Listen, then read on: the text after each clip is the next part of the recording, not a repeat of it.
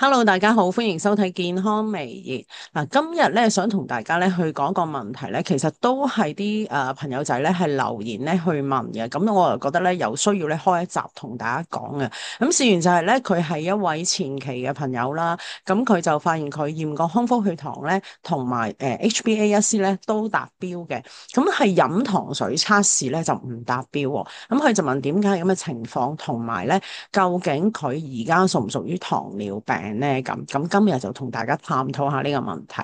咁首先咧就係如果仲未訂閱我 YouTube 頻道嘅朋友，就快啲訂閱啦，同埋咧記得咧撳埋呢一個鐘仔啦。咁因為撳咗個鐘仔咧，一有新片就會通知你啦。另外咧仲未加入我 Facebook Cammy 與你齊控糖嘅朋友，亦都快啲加入啦。加入咗你可以分享你嘅控糖心得啦，亦都可以發問你對控糖嘅一啲疑慮。咁嗰度咧已經有一班咧好正面同埋好積極嘅病友咧，去大家互相鼓勵，互相去解答你嘅問題噶。咁啊，另外都係啦，仲未買我 Cammy 控糖筆記朋友仔，快啲到各大書店度買啦。好啦，咁啊，講翻今日嘅題目先啦。首先咧，我就分享一下呢位朋友仔咧，佢佢成個問題咧係點樣樣，佢個情況係點樣樣，同大家分享一下先吓。咁咧就嗱，佢咧就話嘅，sorry，去翻上一版先。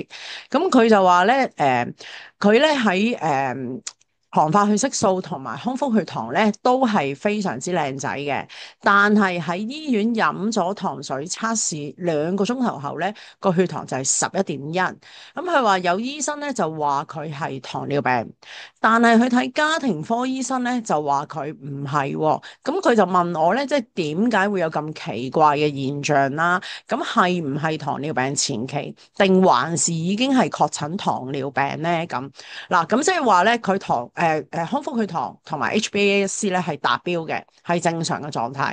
但係飲完糖水嗱，我要解釋下咩叫飲糖水測試啦。我哋英文簡稱叫 OGTT，咁中文咧其實咧就係一個叫做內糖測試嘅。咁其實係點樣做法咧？就係會先同你抽一次空腹血糖，然後咧就會俾75 gram 嘅葡萄糖水嚟飲，真係葡萄糖水嚟㗎。OK，咁你就唔冇其他嘢食嘅，淨係飲呢75 gram 嘅葡萄糖水。飲完之後咧2個鐘頭咧，佢就再同你抽一次血啦。咁呢位朋友就係2個鐘頭抽咗出嚟咧，就係11.3。咁第一個醫生咧就話佢已經係糖尿病啦。咁另外一位家庭科醫生咧就話佢唔係啦。咁究竟佢係定唔係咧？咁其實都唔係我講嘅，咁我只不過咧將我識嘅嘢咧去同大家分享一下啫。咁啊，根據美國糖尿病協會嘅指引咧，的而且確，如果你驗咗出嚟11.3咧，你係確診糖尿病嘅。嗱，呢個係美國糖尿病協會嘅指引嚟嘅。咁我而家咧就同大家一齊去睇下，其實究竟空腹血糖、HbA1c 同埋 OGTT，即係呢個飲糖水測試咧，其實嗰個指標嘅係點樣樣去界定你係糖尿定係前期咧？咁樣嗱，咁啊先睇翻打直第一行咧，呢一個就係 HbA1c 啦。咁好簡單啫，如果你係 HbA1c，你係喺5.7%樓下嘅。即係話低過5.7嘅咧，其實你就係正常啦。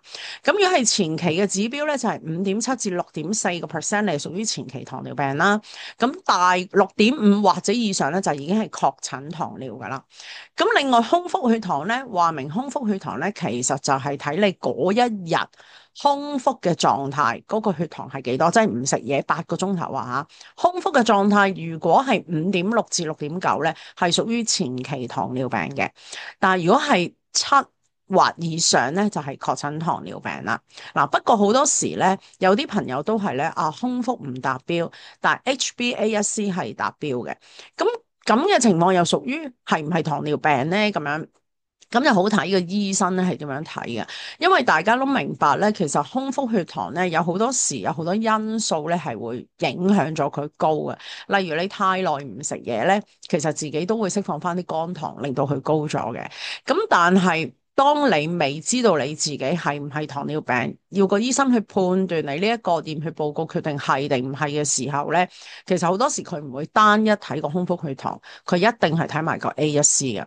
如果個 A1C 係達標靚仔嘅咧，譬如舉個例啦吓，你個空腹血糖可能7.2，但係你個 A1C 咧5.9或者6咁樣咧，其實相信個醫生咧都會睇個 A1C，以 A1C 嚟到判斷你唔係糖尿病，只係前期嘅階段嘅。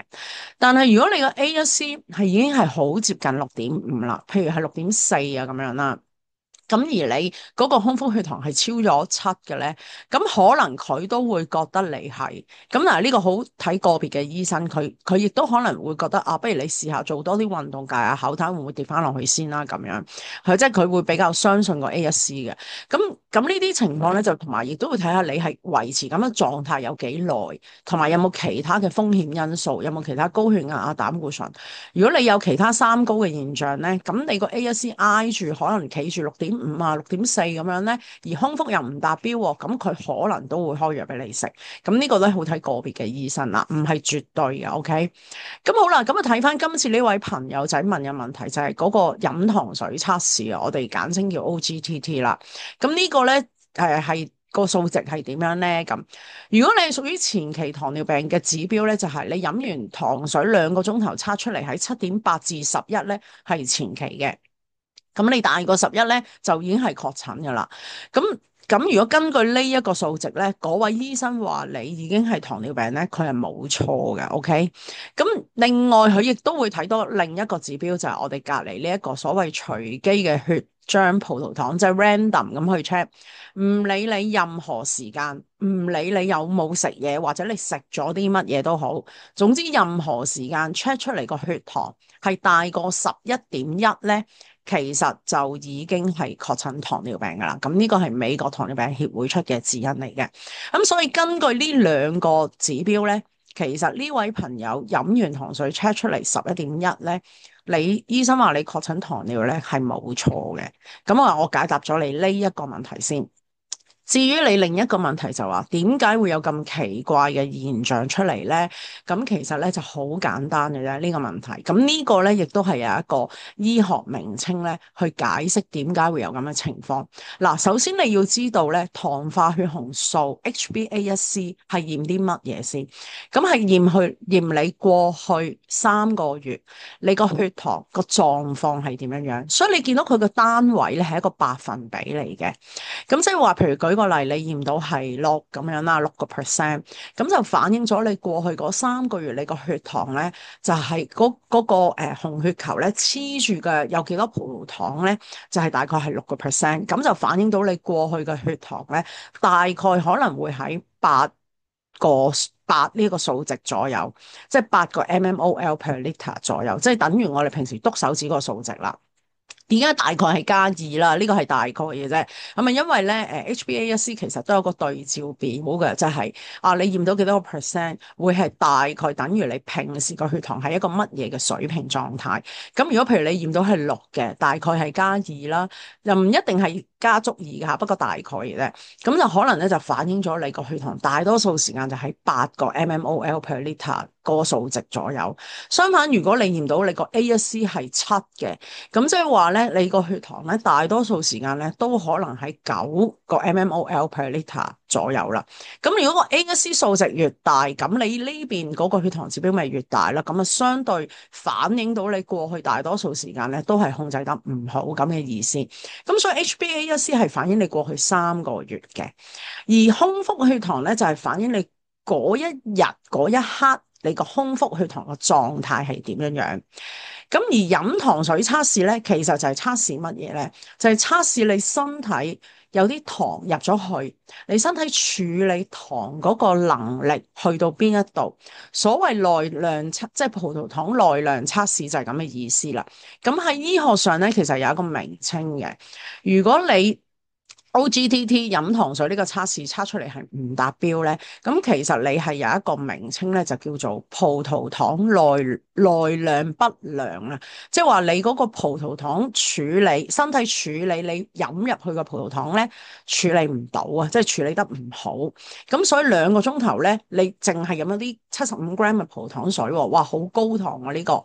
你身體係處理唔到，喺2個鐘頭內係處理唔到佢，但可能喺3個鐘頭你會跌到，即係會跌翻啦個血糖，4個鐘就處理晒，有可能係咁，亦都有啲朋友可能3個鐘就已經處理咗啦咁樣。咁呢個係反映乜嘢咧？咪反映其實你個空腹 OK，因為空腹係8個鐘頭啊嘛，空腹咁你有8個鐘頭時間身體係處理到佢，所以你驗出嚟係靚仔。而 A1C 咧，亦都反映你大多數時間咧都係靚仔嘅啲血糖。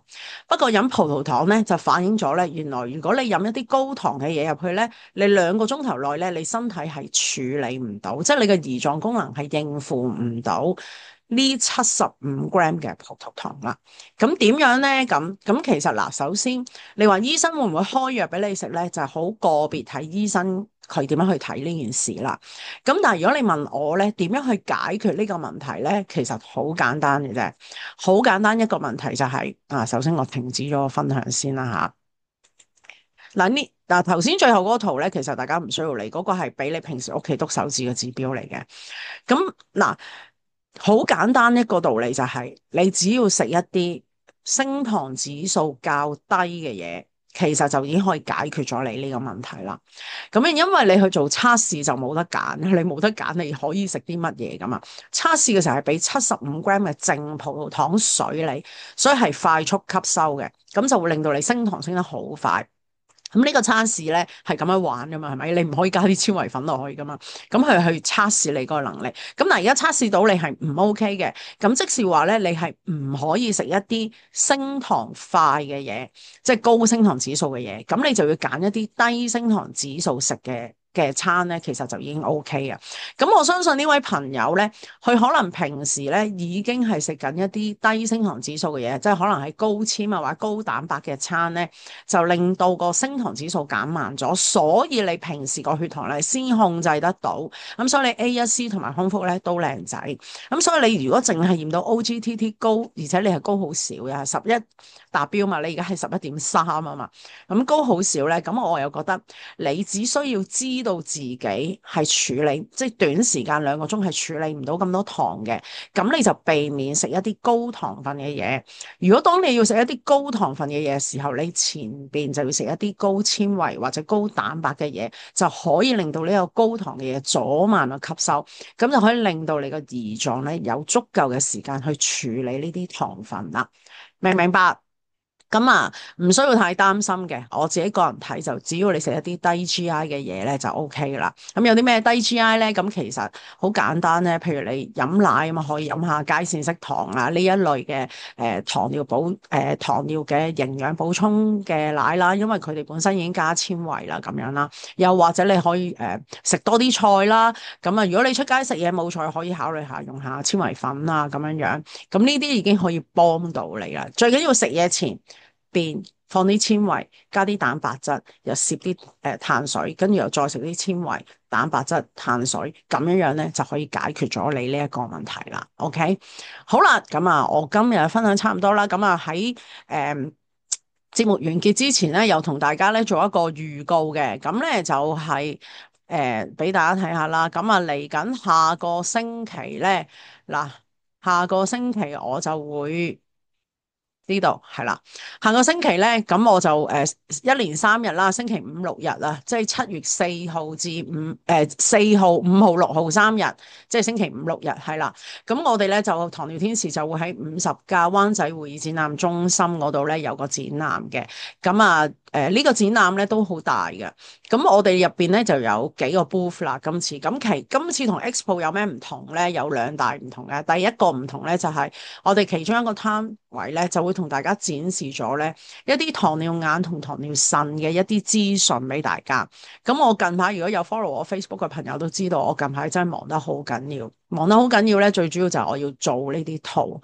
咁我哋咧要睇好多好多嘅 paper 文獻啊，先可以砌到呢啲資料出嚟，用一個最簡單嘅圖像咧，去俾大家去認識糖尿眼同糖尿腎嘅指標啦，同埋有啲咩治療方法啊，點樣為之腎衰竭啊咁樣樣。呢啲嘅指標大家學識咗咧，你覆診嘅時候咧，你識得問啊，就唔係淨係個醫生講，你識得問啊，最主要就係咁，同埋有啲咩治療方案啊咁樣。咁呢啲資料咧，我同阿 Rain 啊團隊咧都即係日以繼夜咁喺度咧加緊嘅時間咧去做呢啲圖，咁希望大家咧都可以過嚟支持下睇下，唔好嘥咗我哋嘅心機啊咁啊，另外咧，亦都有一個免費嘅血糖檢測啦，做一個初步嘅評估啦。咁所以如果你身邊有朋友啊，唔知道自己而家個血糖狀況嘅，咁都歡迎你帶佢哋過嚟做個免費嘅檢測，係即刻知道有個簡單嘅報告話俾你聽嘅吓。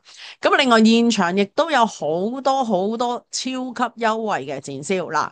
上一次 Expo 過嚟嘅朋友咧都知道係超級優惠啊，但係我想話俾大家聽。今次咧係更加優惠，咁啊有啲咩優惠咧？真係 sorry 啦，唔講得住啊吓，咁啊因為要賣個關子嘛，但係真係超級優惠噶，咁啊希望大家都把握時間啦，過咗個3日就冇噶啦吓，咁啊另外血糖機超級優惠啦，都係噶啦，咁啊嗰日 Expo 有嚟嘅都知道啦，咁啊今次都係即係非常之優惠啊吓。仲有優惠中嘅優惠啊！今次吓，咁啊好啦。另外咧，第三個唔同嘅咧，就係今次咧就真係有我自己嘅實體講座啦。今次我唔係請人講啦，係我自己嚟講啦。咁會同大家講咩咧？就係講下呢個控糖飲食嘅習慣究竟係要點樣建立啦。咁可能你話，我成日聽你啲片都知㗎啦。咁但係有冇一個綜合咧？因為我啲片可能散收收㗎嘛，係咪？咁就有一個綜合簡單啲嘅方法俾大家，同大家一齊溫故知新嘅。咁啊，另外當然都會有少少新嘢啦。咁啊，時間就係7月6號星期日上晝11:45。咁啊，唔好再問我點解係上晝啦，我上次已經講咗啦，因為上晝咧我仲有氣力去講啊。如果我講咗擺喺下晝咧，我肯定係冇氣講噶啦已經。咁啊，希望大家都可以支持啦。如果你想確保嚟到有位坐咧，就先打電話去登記。打81061088，又或者咧可以掃描呢個 QR code，咁我放大少少俾大家啦吓，可以 cap 圖，咁你就掃描登記咧就係最簡單嘅方法，打電話嚟咧都會增加我哋 workload 吓，掃描登記咧就最好嘅，登記咗唔嚟都唔緊要嘅，但係登記咗起碼你有個位坐 ，OK？咁好啦，今日嘅時間就差唔多啦，都係嗰句啦。如果大家有啲咩問題咧，想問咧，都歡迎大家留言話俾我知。咁有需要咧，我都會開一集咧，同大家去講解。希望呢一集咧可以減低大家對呢個內堂測試嗰個心態壓力啊吓。咁啊唔需要有壓力嘅，其實驗到高都唔緊要，最緊要係俾你知道你自己係即係2個鐘頭內係處理唔到嗰個糖分嘅啫。你食嘢平時日常飲食你係可以避得到嘅，好嘛？好，今日時間差唔多，拜拜。